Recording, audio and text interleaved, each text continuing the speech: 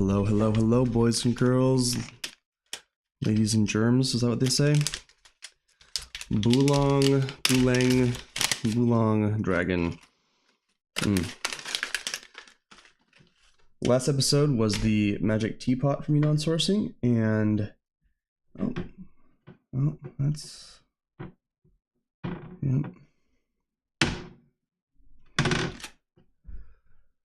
that's a little gift in there. Hey, these things happen. Get out. Gonna done with the rest of that. Okay. Whatever. That was the... If I stopped drinking tea because I saw a black hair in the tea, I would not be drinking tea anymore. Okay. A little harder pressed. So this is material that is, well, I'll figure out more about it as I get going in here. I'm gonna get the rinse going and stuff, but also a blend, also I think fairly affordable. It's something like 60-ish, I think. Can't remember, 68 maybe for, I think it's for 357 grams. Let's see, let me get this one up. 58, so my bad, $58 for 250 grams. So I'm glad I checked. And yeah, so Boolong Mountain, Boolong, I don't know how to pronounce it, blend. And unlike the magic teapot, this one is supposed to have a much deeper notes, more intense. I'm gonna do two rinses on this. It's still pretty cloudy, so just agitating the leaves, really trying to open them up. I'm also trying to get all of the sediment and kind of gunk off, and then you'll see from the technique that the lid itself has a wider gap. It's not quite this big, but it's not tiny. It's like there, and that enables all those extra pieces of sediment to get out. Pitch black. Let's get in on the nose and see how the storage smell is. You can still see in the cup this here, these little particulate spots. So I'm gonna get in here and even use my finger. It's very hot. Just to really open it up. I might even give this one more rinse, honestly. I'm going to. Not all ripe is perfectly clean when you pour it, and that's fine. Doesn't mean it's necessarily bad, but I think it's worth noting that it's something that I pay attention to what I'm paying for. So if I'm paying a lot of money and I'm still getting something like that, I'm a little less excited about it. And I believe that is what happened with the Machines of Loving Grace Y2T. I was a little disappointed in the how clean it was. So here we go, looking a lot better. This is also going to get us right into the depth of the flavor. Liqueur is much darker, a deeper brown. Might be using a bit more leaf than last session, but not too much, I don't think. Last session, there was the magic teapot, and I did mention that I thought my wife might enjoy it because it was a really high-noted, fruity ripe, and she did have a sip, and she did enjoy it. This, I think, is a bit more of a James type ripe in terms of the dark flavors. So, cheers.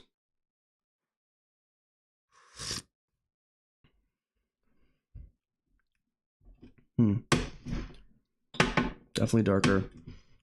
More on that cacao than vanilla. It's a little chalky.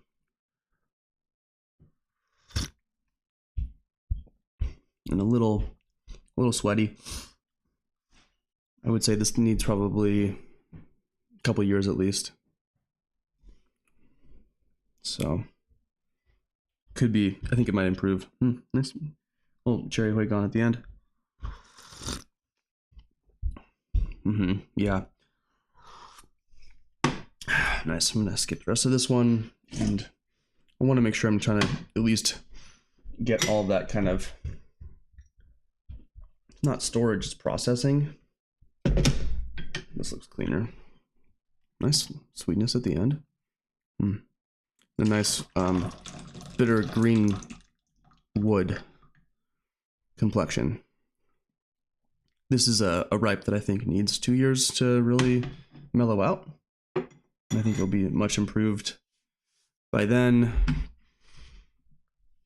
$59, so 24 cents per gram. So you're gonna get into sessions on this for about $1. So not super cheap. But if you were drinking this every day, you know, 30 bucks or so a month for your tea budget, it's not outrageous. Quite a bit of oil. Hard to see with the light. Let's see if I can get it better. Still kind of tough to see. I think that I like the base on this a lot more, but I just don't think it's quite ready yet for me personally. But this is the one that I would buy, I think, if I had to pick, and expect to store it for a couple years. Because yeah, I want enough base on it that it's just, I don't know, it's kind of my preference on these ripes. I like, of course, light notes of fruit, but I want something a bit more basey when I'm drinking ripe in the morning. Cheers.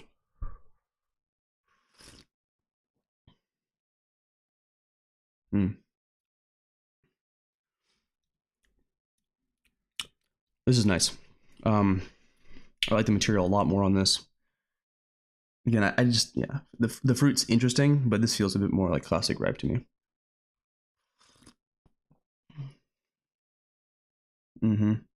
It's just a little bit sour right now. And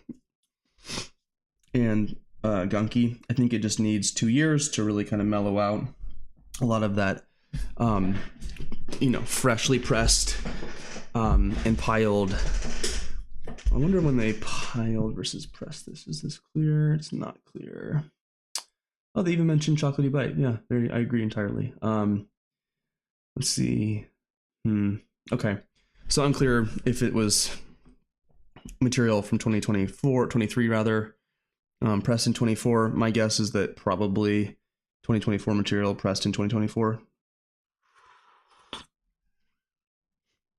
I think it just needs a little bit of time to hang out. I'm still gonna enjoy this today, but I would say I'm guessing this is going to be quite nice in about 2 years, and so maybe you pick it up now, save a couple of bucks. You might end up saving, I don't know, 20%. So maybe instead of $58 in the future, it might be something like 60, 68, $70. Doesn't mean you shouldn't wait on it to see how it goes and have a sample later, but I think this has the seal of approval on what I would call kind of like a daily ripe category for me. Again, doesn't mean you have to be spending $1 per day on tea, but I think this has enough boldness and character that buying it now and letting it hang out for a couple of years with a couple of samples, drinking through the cake a little bit, but I would expect it to be much improved in about 2 years. I wouldn't expect a lot more time required at all though. So yeah, another solid one from Yunnan Sourcing. And I'm excited also. Scott has been posting on his YouTube channel, so check out Yunnan Sourcing, the YouTube there, if you like tea, because Scott is deeply an expert, and also awesome stuff about music too. So go check out Scott's YouTube channel, Yunnan Sourcing. Give it a YouTube search. Of course, you can go to tdb.org for lots of written content about show and Shang Puer, as well as all sorts of other teas, and I'm bringing a bunch more Japanese green teas onto the show as well. I'm trying to do those on Mondays, but they're not going to be perfectly scheduled for Mondays, at least once a week though. Yeah, appreciate everyone for watching. This is going to be kind of a shorter one today. I got to go run into a meeting, but this is nice. I would say both the Magic Teapot and this are nice for different reasons. The Magic Teapot I think is ready today. This one I think needs 2 years. The Magic Teapot is very approachable. Might be a great new ripe drinker's tea, or someone who enjoys a bit higher noted notes. Maybe they're kind of an oolong white tea drinker, and they want to try something a bit bolder and darker, but still have lots of high flowery or fruity rather notes in there. That's a fantastic one. For someone who's maybe a bit more of a coffee drinker, this is going to be what I would recommend. This would be my preference in terms of my own sort of profile that I enjoy the most. Let's get one final shot of the sample here. Ooh.